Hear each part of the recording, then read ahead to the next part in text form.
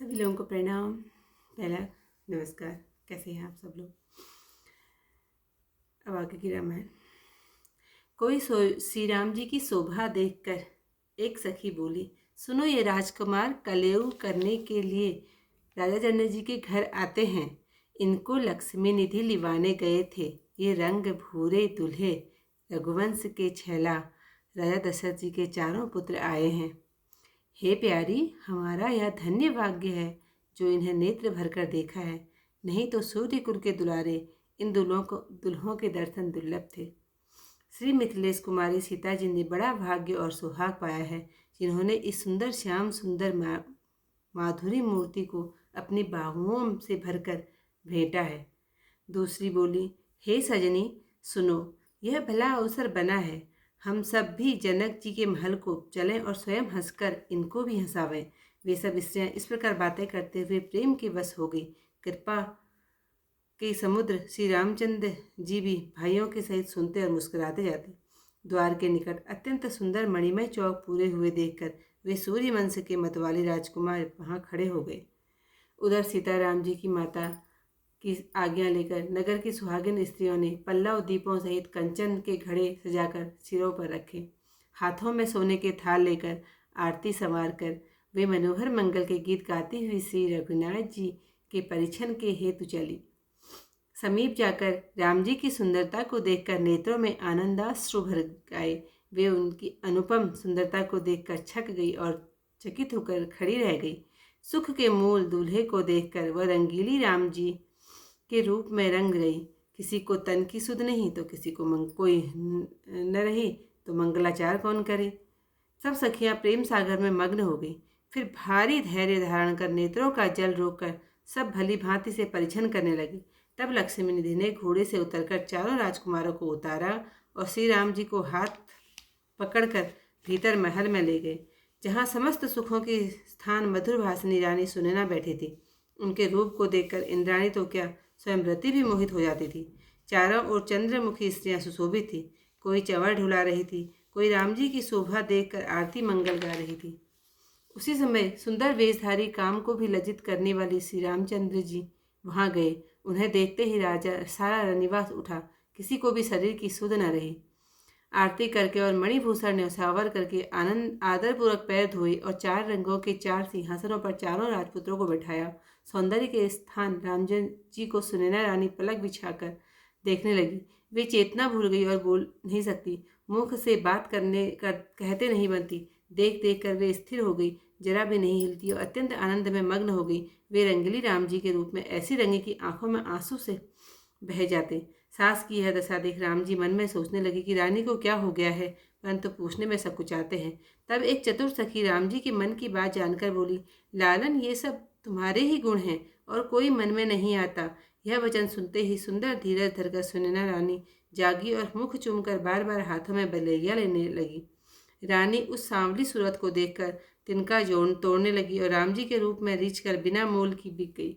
फिर हाथ जोड़कर अति मधुर वाणी से बोली, हे लाल, अब उठो और मन में इच्छा हो सो कलेऊ करो। यह सुनकर सखाओं सहित चारों राजकुमार उठे और बड़ भागिनी सुनैना रानी ने प्रेम पूर्वक अपने हाथों में चरण धोए। विचित्र रचना युक्त सिंहासनों पर सब भाई बैठाए और सोने की थालियों में अनेक प्रकार की पूड़ी और मिठाई परोसी। रुचि के अनुसार राजकुमार जिमते हैं, सास पंखा करती हैं और रुचि पूछ पूछ कर पकवान परोसती हैं। उस समय का आनंद कहा नहीं जा सकता। स्वाद की सराहना करके राजकुमार जिमते हैं। फिर आचमन किया, सखियों ने पान खिलाए। तब वे सखाओं सहित वस्त्र पहनकर बैठे, अनेक सुगंधित वस्त्रों में लगाई। इस प्रकार राजभवन में राजकुमार आनंदपूर्वक विराजते हैं। हास विलास देखकर लाखों कामदेव लज्जित हो जाते हैं। तो आज का अध्याय समाप्त, क्योंकि चौपाइयाँ नहीं हैं, 2 हैं। को रघुनंदन छवि बिलोके, कै बोली सुख सखी वैना, राजकुंवर ये करन कले ओ जात जनक के रहना। इनको से दिल गए लिवान वन आए, चारि हूँ बेटा, रंग भीन रघुवंशी छैला, दशरथ राज दुलेटा। धनिया भाग्य हमारे प्यारे, निज भरि नयन निहारे, तनु दर्शन दुर्लभ दुल्ह के, रवि कुल प्राण प्यारे। भाग सुहाग आज भल पायो, श्री मिथिलेश की बेटी। सुंदर श्याम माधुरी मूरत, निज निज भुज भर पेटी। बोली अपर सखी सुनु सजनी, भली बात बनी आई। हमहु चले सब जनक महल को, हंसिए इन्हें हंसाई। इमि सब बातें करत परस पर, भई प्रेम वस बामा। सुनत जात मुस्कात अनुजित, कृपा सिंधु श्री रामा। द्वार समीप देख अति सुंदर, मणिमय चौक सवारे। राजकुमार रघुवंशी के, तह ठाड़ भये मतवारे। उतर उतर जाय लहि सिया, मातु की नगर सुवासिनी नारी। कंचन कलश सजे सिर ऊपर, पल्लव दीप समारी। गावत मंगल गीत मनोहर, कर ले कंचन धारी। परिछन चली हेतु रघुवर के, बहु आरती सवारी। जाय समीप निहारी, राम छवि दिग आनंद जलवाड़ी। चकित रही वर बदन विलोकत, चकित रही तह ठाड़ी। राम रूप रंगी गई रंगीली, लखी दुल्हा सुख सारी। तन मन रहियो न सरेख, काहू को करे करे कुमंगल चारी। प्रेम पयोदी मगन सब प्यारी, धरि पुनि धीरज भारी। परछन चली भली विधि कीनी, रोकी विलोचन भारी। लक्ष्मणी दब उतरी तुरग ते, चारि कुंवर उतारे।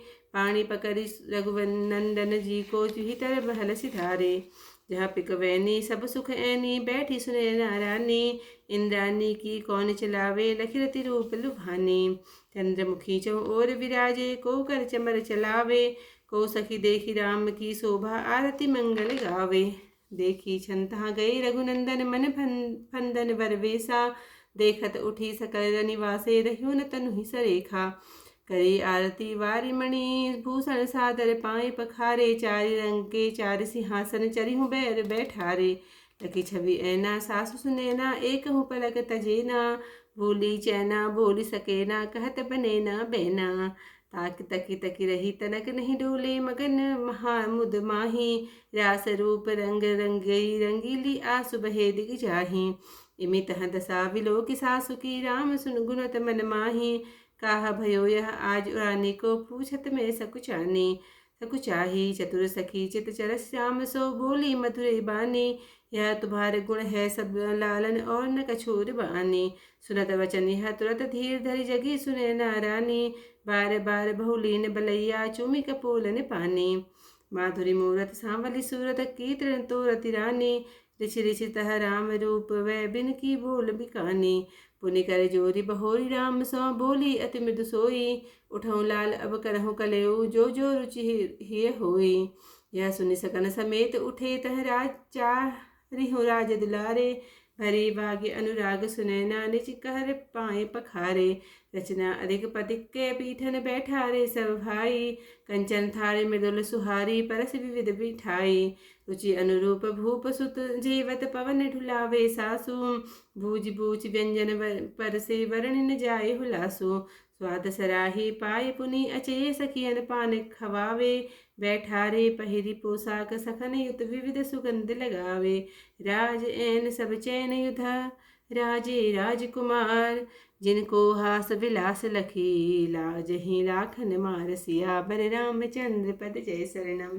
शंकर हरि ओम जय जय सिया राम। मंगल भवन अमंगल हारी, उमा सहित जय जपत मुरारी।